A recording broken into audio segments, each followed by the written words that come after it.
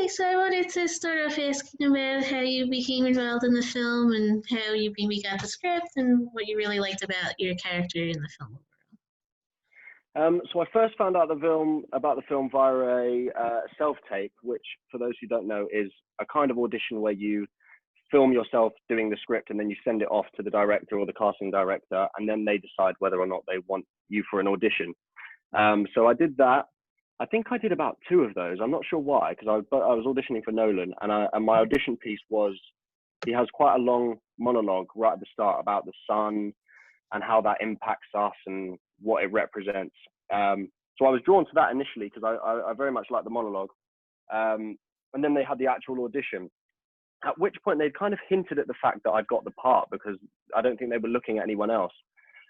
And that audition was probably the most successful day of my life, because I found out that I got 2 jobs in that one day. So I found out about my my first lead in a feature film, Dragonheart, on that morning, and then I went for the audition, and at the end of the day they told me that I'd got the part, and I was obviously elated, but part of me was worried because I was thinking, are they both going to be filming at the same time? Am I going to have to turn one down?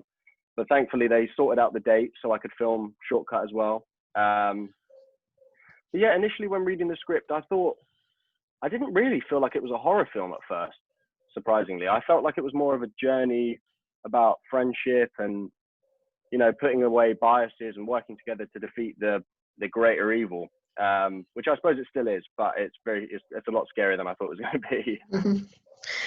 And once you got the film Striker overall, what was the experience like also getting to work with the director and collaborating together overall and building your characters arc throughout the film? Working with Alessio was so interesting. He is a very, very passionate guy, and he knew right from day one exactly the tone of every scene, and, you know, yeah, he had such a clear vision of what he wanted it to be.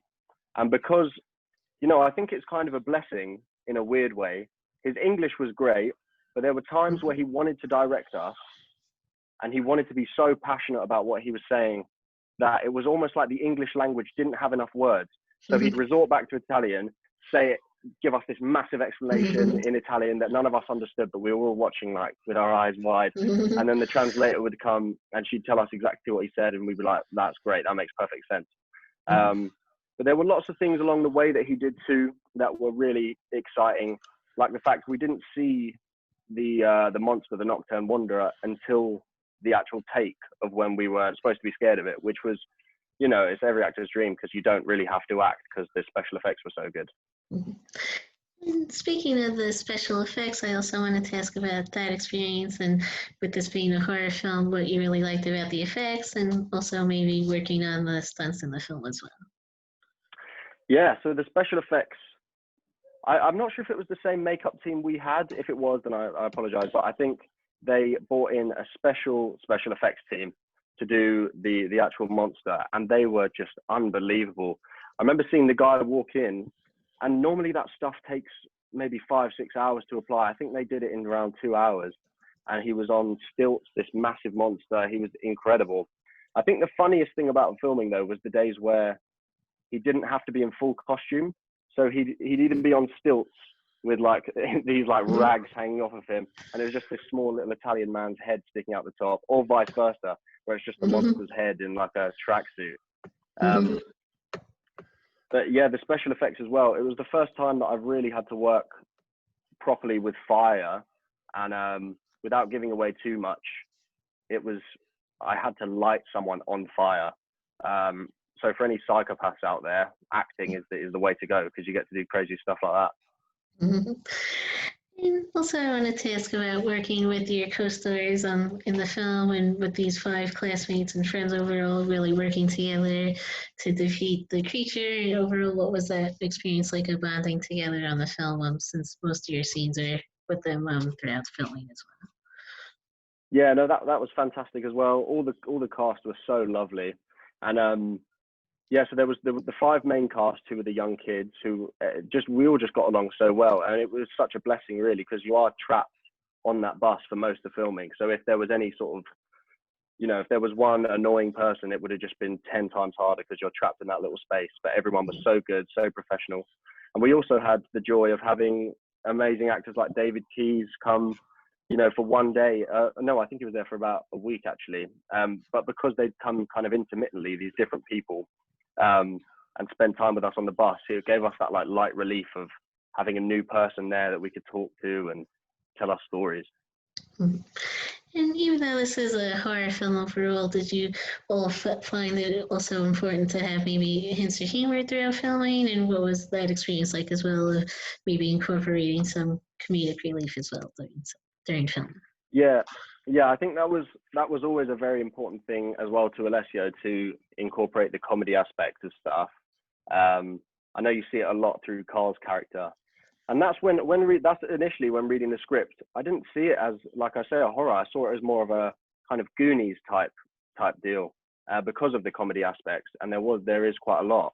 I think that's so important as well, because the film knows what it is. It knows that it doesn't take itself too seriously. That's what I'm trying to say. Yeah. And while you were filming, did Alessio encourage you and the rest of the cast to maybe improv at all or bring your own ideas into the story? And what was that aspect also like of maybe creating last minute changes on set? Hmm. Yeah, absolutely. There was a lot of last minute changes on that production, and because it was originally written in Italian and then translated into English, not so much with my character, but I know with Zach's character Reggie, he changed a lot of his lines because they didn't fit in his English tongue as well as they could have. And Alessio was so thankfully open to changing lines and making them suit the character if they suited the character more. So yeah, most of the cast changed a lot of lines, just to sound more natural, I suppose, what they would have naturally said. Mm. And also, I wanted to ask about, like you mentioned earlier, being on the school bus for part of the filming and what that experience was like of going from being on the bus into where the creature lives and being underground, and what you liked about that experience on being on location as well. Well, the bus was nice, and after a few weeks, we kind of got a bit sick of it. And then we left the bus and went into these like dungeon areas. And weirdly, you'd think that was a downgrade, but having space around us to actually move was so nice. So even though we moved to a creepier location, we felt a lot more free. And we were filming in, I think it was an ex-World War II bunker we were in. And I don't know if it's ever been used from the end of World War II to when we were filming in it, because it was so thick with dust, and it was an amazing place, very creepy, as you can imagine. There was times before they said action where I'd have to be like hiding behind a corner before I'm about to run out, and I'd just be on my own for a minute and kind of feel like I'm being watched. It was very creepy down there. And also, I wanted to ask about the film's release and it coming out in theaters later this week. And now with theaters reopening, do you really like that fact that audiences can see this type of film in theaters and also in a few months, like on demand as well? Yeah, absolutely. I think it's a film that's sort of made for cinema in a way. It's got all the classic horror movie things that you love to experience and, you know, jump in your cinema seats. But also what's amazing, and I want to say lucky, but I think it's a bit morbid, because of the whole pandemic, it's coming out in drive-in theaters as well, which have become quite popular over the coronavirus times. And I think it, again, is a film that's kind of made for that drive-in feel. It feels to me a lot like an 80s film. Like I said, the Goonies, that kind of stuff. Feels like it's got that little color tinge to it. I think it would go down great in a drive-in.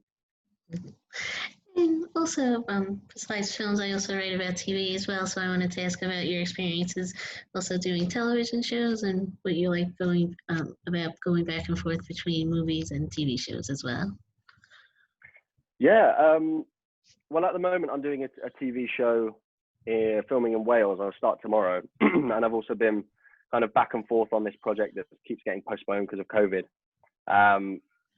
But going back and forth from TV to film, I don't know which one I prefer, really. I think it's a very different, you have to go into the filming process with a very different mindset. I think with TV, especially a TV series where your character develops a lot from the start to the finish, you have to very, very intently plan out exactly the steps that you're taking. I mean, yeah, you do have to do that in film as well. But I think in movies, the script almost carries the character and the plot carries the character. And you are different from how you start the film, but you still seem like you've captured the same character. Whereas you can start the series as one person and completely change throughout the end. So it is, in that respect, a different discipline. But I'd always be up for doing both in any theatre, anything acting wise. I'd love to do, yeah. And now with ShockYa coming out, what do you have maybe coming up? Like you mentioned, shooting again tomorrow. What's coming up next for you that you can maybe talk about as well? So coming up next, I'm not sure. None of the projects I'm working on have release dates yet, but I think the most recent one that will come out will be a Nickelodeon series. And then after that, I'm doing another season of something that's going to be coming out on Netflix. So I'm trying to tread around what I'm allowed to say and what I'm not allowed to say. But other than that, I think that's about it for what I know is coming out. I hope I've got a project on the line that might be filming in Tokyo at some point, which would be so exciting. I've never been to anywhere like that. So yeah, I hope that happens. Okay, I think that was mainly it, but thank you again for taking the time out to speak with me. I appreciate it. Thank you, and you. Thanks for talking to me.